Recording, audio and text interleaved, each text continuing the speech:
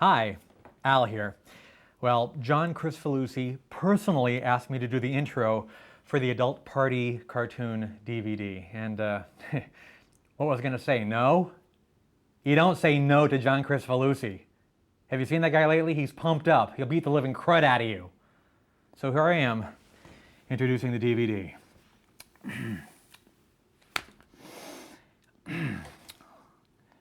Well, like most people in the known world, I guess I was introduced to John's work through a little show called Ren and Stimpy. I think what attracted me to the show was the style of the animation. It was definitely influenced by Bob Clampett and other early Warner Brothers cartoonists, but it had a definite style all of its own, and that was John Kay.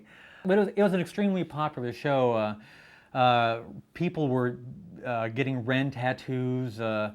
Young couples were naming their babies Stimpy. It was kind of pathetic, but it was definitely part of the zeitgeist. The animation itself was funny. The drawings were funny. The cartoons looked like they were made by people that actually enjoyed drawing cartoons, which is something you didn't really see a whole lot of on network TV at the time. I'm proud to say that at this very point in the space-time continuum, John Cristofalusi is working on a music video for a song for my next album, which I'm just really thrilled about, because John is a living legend.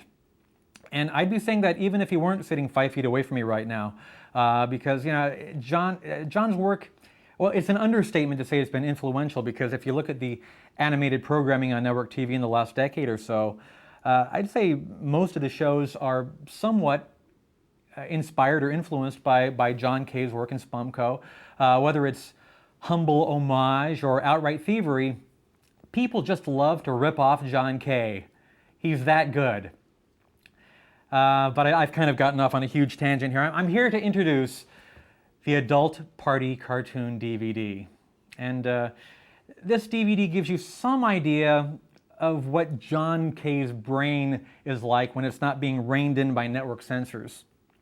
If you're used to the original Ren and Stimpy cartoons, some of this stuff may be a little shocking. This material is not for everybody. My wife hates these cartoons. Hates them. Hates them. My daughter is not allowed to watch these cartoons until she's at least 35. But if you're already warped for life like I am, or if you've got a sick and twisted sense of humor, or if you're just a fan of truly great animation, I think you'll get a big kick out of this. So without further ado, ladies and gentlemen, boys and girls, the Adult Party Cartoon DVD.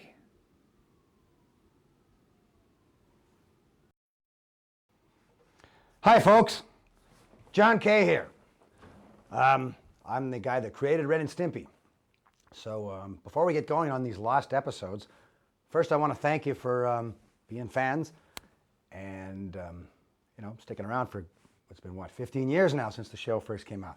So I imagine you were probably like little kids watching it when it first came out in 1990, and now you've grown up and you've experienced changes in your body. And so have Ren and Stimpy. So that's what these lost episodes are about. So let me tell you the story behind this. Back when we were doing the original Ren and Stimpy, we used to get a lot of fan letters from you guys. And every fan would ask, they would ask for requests.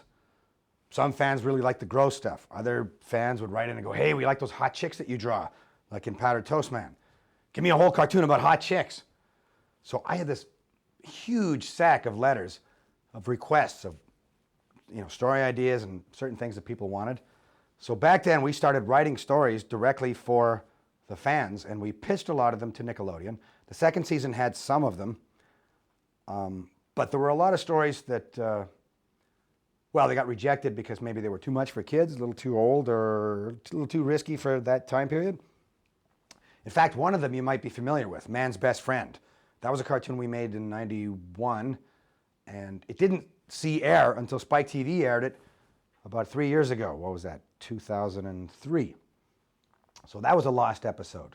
But there are about 15 or 20 more lost episodes. 6 of them are on this DVD here, and we made them about 3 years ago because Kevin Kay at Spike TV called me up, and he was a guy that used to be at Nickelodeon way back when. And he said, John, we want you to make the cartoons that got rejected the first time around. And the gloves are off. We're going to put them on in prime time. So do whatever you want and give the fans their money's worth. Give them everything they asked for. So that's what we did. And I tried to get a bunch of the people from the original show back. So we had Vincent Waller, the director of Big Baby Scam and Rubber Nipple Salesman and many others. We had Jim Smith, who did Untamed World and Space Madness and was one of the key designers on the original show. Richard Purcell was one of the writers from the original show. He wrote Powdered Toast Man and many other stories. I found Eddie Fitzgerald, who worked on all the episodes for the first 2 seasons, and he came back. And at the same time, we also recruited a bunch of kids who grew up watching Ren and Stimpy. And they were little kids, and the show, I guess, inspired them to draw. And now they're in their 20s, and they came and they worked on the new episodes. So we had a great crew, and you're going to meet some of them. There's going to be supplemental material at the end of each of the cartoons where you can meet some of the guys and girls that worked on the shows. So you'll find out just what's in their heads. So let me explain a little bit about the difference between Spumco cartoons, why maybe you were still sticking around 15 years later to watch Ren and Stimpy over and over again, and the kind of cartoons that network studios make. See, generally, before we made Ren and Stimpy, I worked on a lot of crappy cartoons in the 1980s, which were all made by committee, and all anybody ever worried about was whether they were going to offend anybody or not. And the way that works is they'll have about 15 network executives sitting around a board table, and the scripts will come in or the storyboards will come in, and each one of them looks for things in the script that offends them. So they might find 3 or 4 things. So you multiply that by 15 and you get 45 to 60 jokes that are just tossed out. All because each person is worried about the one person in America that it might offend. So when we started doing Ren and Stimpy for Nickelodeon, I talked the executives there into not being quite so stingy with the jokes. I don't know how I did it because it was a real revolution. And somehow I talked them into leaving in most of the jokes. They did cut some of them out, and it's kind of amazing what they did leave in. So my theory is, instead of cutting out each joke that might offend somebody, I think just add 20 more jokes and have them like really fast. Bang, bang, bang, bang, bang. So if there's one joke that you don't like, well, hopefully you'll forget about it 5 jokes later. So that's my theory. Just put as many jokes as possible because every person in America and around the world has different tastes. So there's no point in me censoring what you might like or might not like. So Adult Party Cartoon or the Lost Episodes, what you're about to see, are all cartoons written directly for your requests, written back in 1990, 91, and we just left everything in. There was nobody to censor them. Spike TV told us, put everything in it, don't censor it. We'll let the audience tell us what they like and what they don't like. And we had about 50 artists really work hard. People who were dedicated that loved Ren and Stimpy, who really wanted to show what they could do. And some of the animation in this is just, it's some of the best animation that I've ever been involved in on television. And that's because the great artists that worked on it. We had Carbuncle Cartoons in Canada, who was the original animation studio that did the pilot, Big House Blues. And they did Ren Seeks Help and some of the other episodes. So anyways, I hope you like it. Everybody kind of killed themselves to do this. And I'm going to introduce each of the episodes and give you a little backstory on how we came up with the story.